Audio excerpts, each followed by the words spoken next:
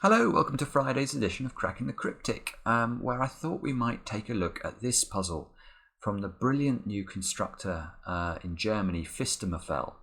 He publishes puzzles on Logic Masters Germany's website, which is a fantastic website, so go over there if you enjoy puzzles of any kind. It's a superb forum.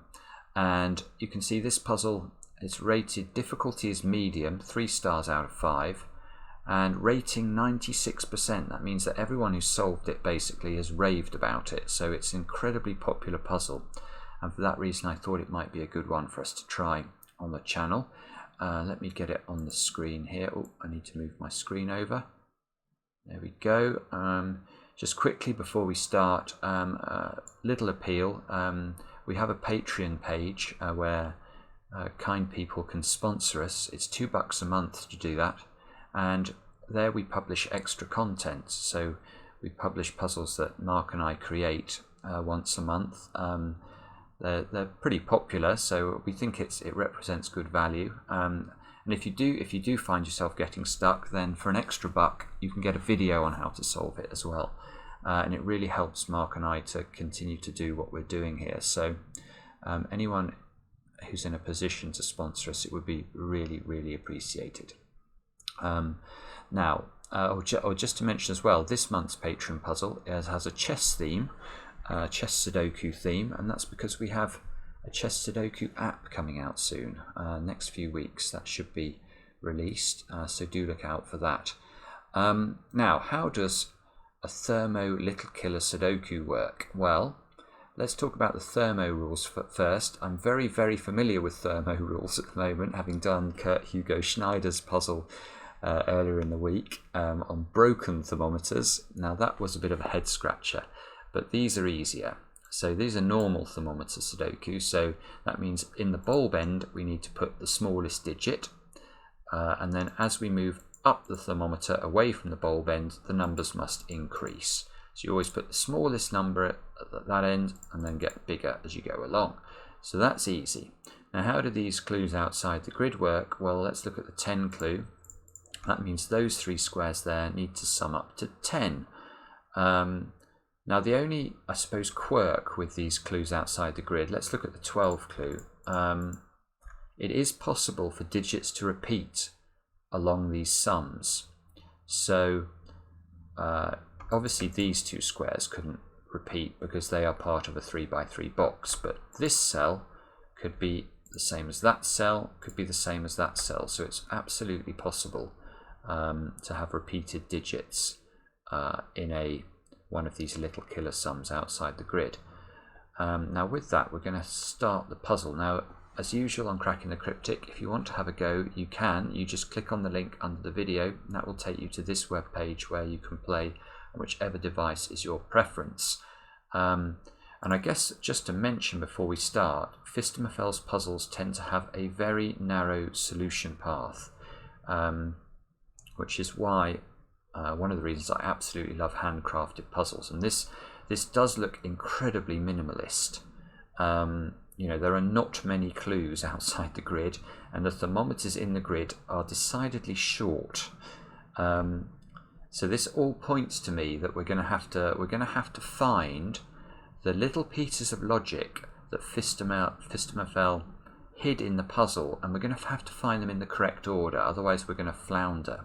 So we're going to go on a journey with the constructor here, and you know, we're going to see how his mind worked. We're going to see how he went about constructing this puzzle in the process of solving it, and that is one of the wonderful things about handcrafted Sudoku. And with that, let's go. Now, where shall we start? Well, this clue is likely to be this place we need to start. Now the reason I say that is 9 in 3 cells has only 3 possibilities, but here 2 of these cells are on a thermometer. Yeah, okay, so this is where we start, because let's think about this. The options for 9 in 3 cells, we've got 2, 3, 4, 5, 3, 1, 6, 1, 2. Now 2, 3, 4 we can immediately rule out because there's no way we can arrange those digits without breaking this square. If I try and put a 2 here, a 4 here and a 3 here, what do I put into this square? It has to be a 3 and that repeats the 3. So we know this is not 2, 3, 4.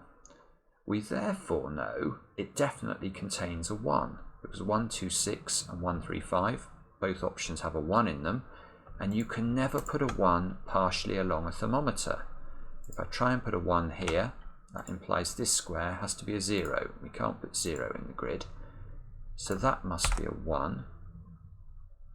And this is either going to be 2 here and 6 here, or 3 here and 5 here, because obviously we need to go up as we go along the thermometer. So that square must be a 3, 4 or 5, I guess. Yeah, it could be a 5. If this goes 2, 5, 6, that would be okay. But now the 10, yeah, the 10 clue. Look at the 10 clue now. That's going to be the next place we need to look. Now, why do I alight upon this? Well, it's because of this 1.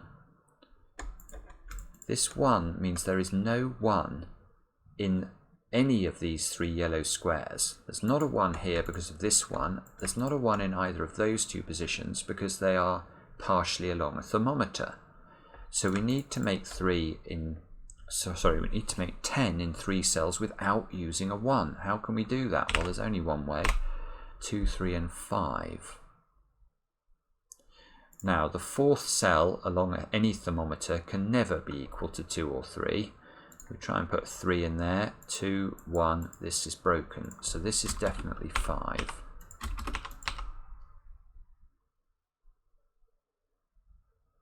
Now this square must be 1 because it can't, whether we put a 2 or a 3 in here, we can't put a 2 or a 3 in this square because we've already got a 2, 3 in the box. So this is definitely 1. And this square is definitely 4 because it can't be 2 or 3 and it needs to lie between a 2 or a 3 and 5. So it must be 4. And now we've got 1, 2, 3, 4, 5 in here. So we've got 6, 7, 8, 9 in the open squares. 4 here removes the 4 from over this side, look. And this is typical Phistomefel brilliance. Look at this. This 4 here helps us considerably with this 9 total. That is beautiful. The 3, 5 now rules out the option of 3, 5 into those 2 squares. If I make this 9 out of 1, 3, 5, I've got nothing to put in this square now. So this must be 2, 6. That's so clever. This is a 2, so this is a 1, I guess. Let's put that in. 1's here and here. Can't put a 1 partially along a thermometer, so let's add a 1 to those 2 squares. And must be a 1 in one of these 3 positions.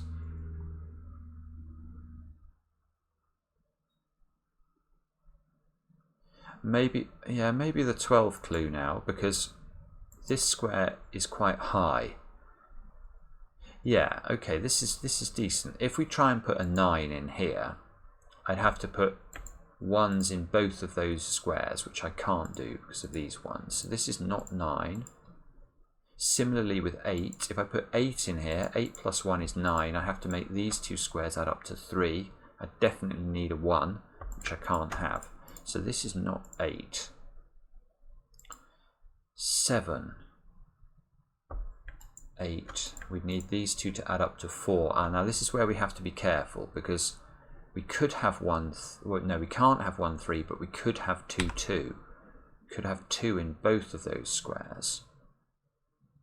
Yeah, I can't see why that's not possible. And if this is 6, 7, these 2 have to add up to 5 without using 1. So again, we're going to have 2, 3 as a possibility. Gives us a 2, 3 pair in row 1. Now, does that matter?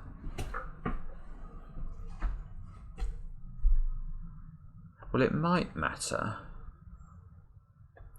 Let's look at this 14 clue now, because yeah, this is interesting. This 1, 6 and 2 rule out a lot of options for these squares. So if we know these two yellow squares have to sum to a reasonably low number, we're going to struggle to find combinations that work, given that we can't use 1s, 2s or 6s. So, and as we know, this square must be at least 4. Oh, pressing the wrong button. So if this is 4, 5, these two have to add up to 9 without being 1, 8, 2, 7 or 3, 6. So they'd have to be 4 and 5. So that would have to be that way round. If this is 5, then 6, these two have to add up to 8 without using 1, 7 or 2, 6. So they have to be, they can't be 3 and 5, because if we put 3 and 5 into these two yellow squares, we can't put anything into this square anymore. So 5 is not possible. 6, 7, we need these two to add up to 7 without being 1, 6 or 2. Oh, 3, 4 is possible. That would be a 3, this would be a 4 again. If this was 7, 8, these two have to add up to 6. That is impossible because we can't use 1, 5 or 2, 4. Okay, so actually 7s, 8s and 9s all break. Because once we start to get 8s, for example, 9, we'd need these two to add up to 5 without using 1 and 2. It's just not going to work. So this is 4 or 6. This is 3 or 5. This is always 4.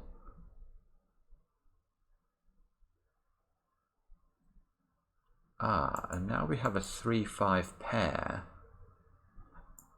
Where do we put a 5 in row 1? Well, it can only go here. And where do we put a 4 in row 1? It can only go here. So this is 5 and this is 3. So this is 2, this is 3 and this is 2.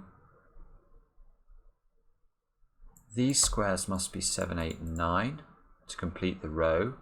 So these squares must be 1, 3 and 6. So that one's 7 now. That can't be 6 or 7. Those ones can't be set. Oh no, didn't mean to do that. Those can't be 7. So this must be an 8 or a 9. These two must be 7, 8 or 9.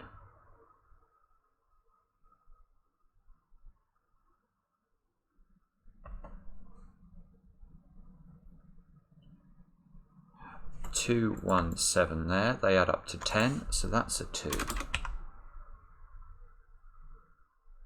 Ooh, now 1, 2 in this row. Where can we put the 1 and the 2 in the middle box? We can't put a 1 midway along the thermometer. So the 1 is definitely in one of those two squares. And the 2 can't go this far along the thermometer. So the 2 is also in those two squares. So there's a 1, 2 pair in the central box. Oh yeah, this is good. And now where can a 2 go in these 3 squares? Well, the 2 here rules out the 2 from that square. You cannot put a 2 as the third cell along the thermometer. So the 2 goes here. And now look, these 2s force a 2 into one of those 3 squares. But we can't put a 2 here because that would mean this cell has to be a 1 and it can't be. There's a 1, 2 pair in the bottom as well. Okay. I keep having this sensation when I'm recording puzzles for this channel that I'm sort of in the presence of genius. You know, these constructors are so clever, it is just sickening.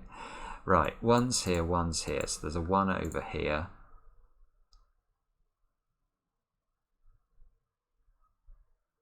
This square, it can't be a 1 or a 2, so it could be a 5, 6, 7, 8, 9. The maximum it can be is a 5, the minimum it can be is a 3. So This is a 3, 4, 5, 4, 5, 6, 5, 6, 7, 6, 7, 8, and 7, 8, 9.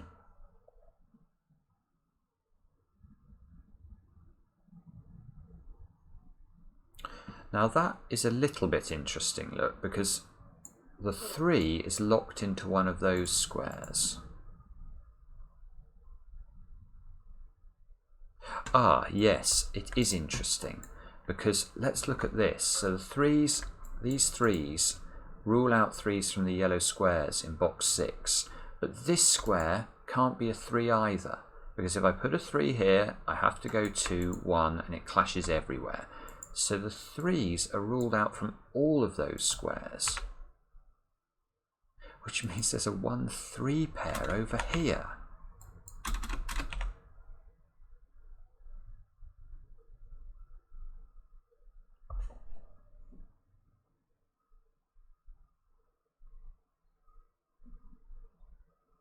And now I'm stuck.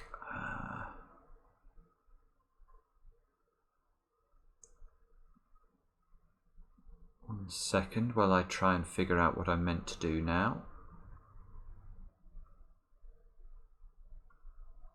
There's 2's down there.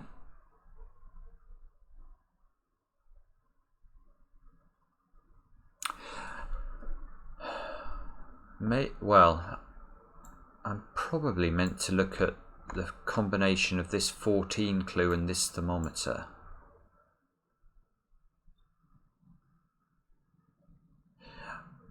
Ah, yeah, okay. Now, the fact we've got a 1 and a 3 in this column does restrict, obviously, it restricts how this thermometer starts. And this digit just can't be too big, because, yeah, if we try a 5 in here to start the thermometer, let's look at that. That would be 6, 7, 8. So you'd have 14 already without having used this square. So this can't be a 5. This is a digit that is lower than a 5 and is not a 1 or a 3. So if this is a 4, 5, 6, 7.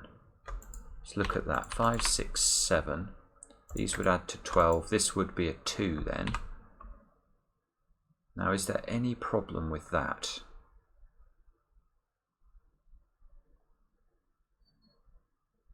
I don't think so. Okay, so if this is not 4, it has to be 2. Ah, now that's nice, because now we've got to make 14 without using 1 or 2, because we can't put 1 partially along the thermometer. This square can't be a 1 because of the 1 here. And obviously we started this by thinking about whether this is a 2, so we can't put a 2 in the 14 sum either. So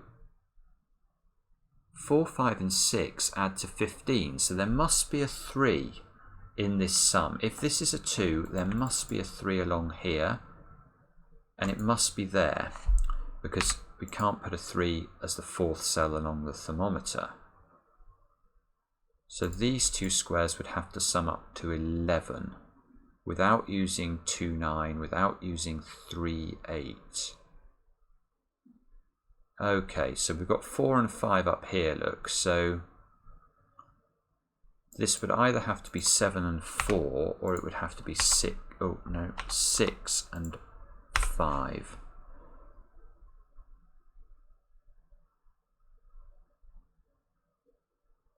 Oh, this is gorgeous. This is gorgeous again, though. This can't be 6. Now, why can't it be 6? Well, if it's 6, we know this would be 3. We know this would be 5. But what do I put into this square? I've already got a 4 and a 5 in column 1, so there is no valid option for this square. So this is not 6. This is definitely 7. Now this is definitely 6, therefore, because we need to leave a gap between whatever we put in this square and whatever we put in this square. So this goes 7, 6, That's not a 6, therefore. That must be a 6. Let's tidy up the pencil marks. So this is 3 or 5. And this must be 2. So this can't be 5 anymore. Ooh, that is nice. That gives us a 2-4 pair here.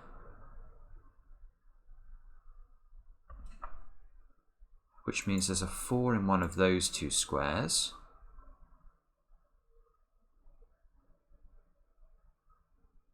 And more importantly, where do I put a 4 now in row 6 of the grid? I can't put it here, I can't put it here because of the 4s. So the 4 goes there.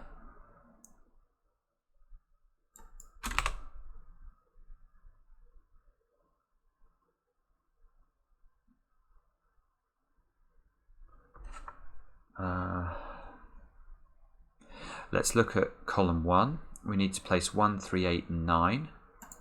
Well, this one must be an 8 or a 9 therefore, because we've got the 1, 3 pair. So this must be a 1 or a 3 because we've now got an 8, 9 pair.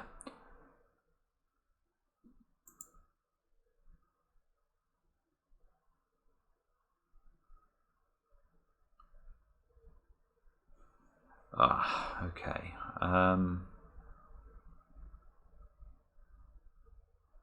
Sorry about this. Let me just stare at this for a moment. I'm not quite sure what the best way of continuing this is.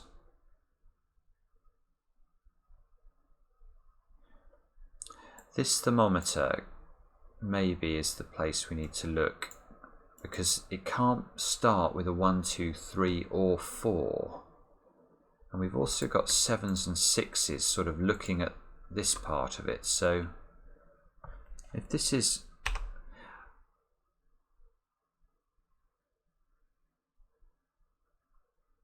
what's the highest digit this could be? It could be a 6, couldn't it, I think, but it can't be a 7, it can't be an, if it's an 8 we'd go 9 and then this would have to be a 10. So this, the highest digit is a 6. Now if it's a 6, this has to be an 8, this has to be a 9. Oh, and that's quite good actually, because the lowest digit it can be is a 5, but if it's a 5, I still can't put a 6 or a 7 into this square. This square is always 8, and this is therefore 9. Therefore this is not 9. Oh, now when you manage to eliminate a 9 from the end of a thermometer, it has a ripple effect, look. Now this can't be 8, this can't be 7, this can't be 6, this can't be 5. So now, if we look at the central box, you can see the 9 must be in one of those squares, and therefore the 9 must be in one of those 3 positions over on the left-hand side. 8, 9 here means this is a 7, look. So these 2 squares have got to be 3 and 5, therefore we know the order. That's got to be like that, because this square couldn't be a 3, because of the 3's up here.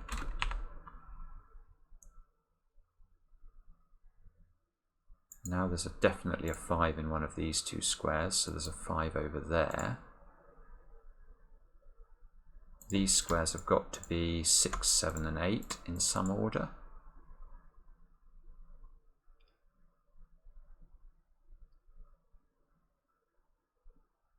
This 8, look at that. Where can an 8 go in this box now? It's forced down to the bottom.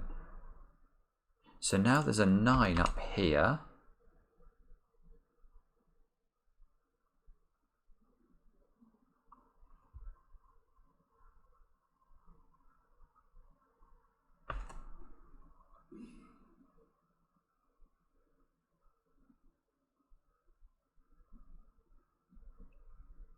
Oh, 2's, look, are locked into row 8 and row 9 in 2 different 3x3 blocks here. So the question we can ask ourselves is, where does the 2 go in row 7? We know it can't go here or here or here or here, so it must be in one of these 3 squares. Now, we can never put a 2 as the 3rd cell along a thermometer. Oh, in fact, there's a 2 up there as well. So the 2 is in one of those 2 squares. Oh, this is so brilliant. Look at this. Look at this. It's ridiculous. So now, once we figure out the 2's are up there, the natural question, where does the 1 go? Where does the 1 go in this box? Now we can't put a 1 partially along a thermometer. But now we also can't put a 1 in this little square either. And the reason is if I try and put a 1 here, I have to put a 2 there. And once I've got a 2 here, the bulb of the thermometer has got to be a 1 again. So that's not possible. So there is no 1 in those 3 squares. Now why does that matter? Well, it means the 1 is locked into one of those 6 positions. And I don't care which one, because all I care about is that the 1 is definitely in row 8 and row 9, just as it is over here. So where does the 1 go in row 7? We know it's in one of these 2 positions, and that 1 tells us it's this square. That gives us a 1 and a 3. It means this is a 9 from our pencil marking. The 9 sees the 8, 9 at the top, look, which sees the 9 and the 8 over here, which means that's an 8. Now look at this column. Where can a 9 go? You can't put a 9 in the bulb end of a thermometer, so it must be at the other end. Again, we can't put a 9. Oh yeah, look, 8s and 9s. We can never put an 8 or a 9 in the bulb end of a 3-cell thermometer. So the 8s and the 9s go into those 2 squares. This square can't be a 5 anymore.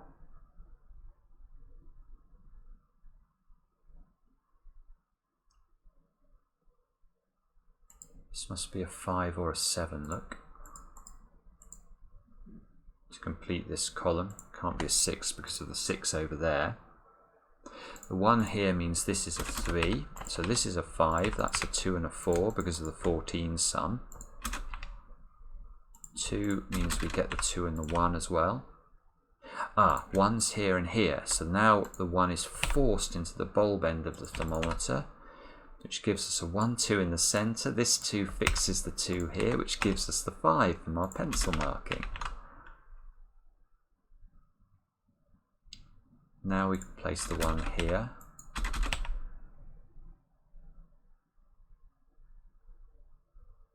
So if we look along this row, look, we've got 5 there, so that's a 7 now. 6, that must be a 5. These 3 squares have got to be 3, 4 and 6 to complete the box. So that's a 3, these are 4 and 6. How long have I been going? Nearly half an hour, oh goodness.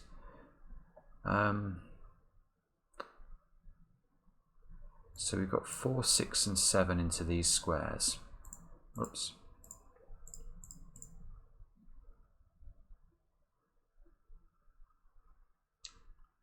Okay, so probably this thermometer is going to help us now, isn't it? Because I've not yet put a 3 in this box, so it must go here. That gives us a 3 and a 6 there, look, which gives us a 7 there, which makes this an 8. This must be a 4.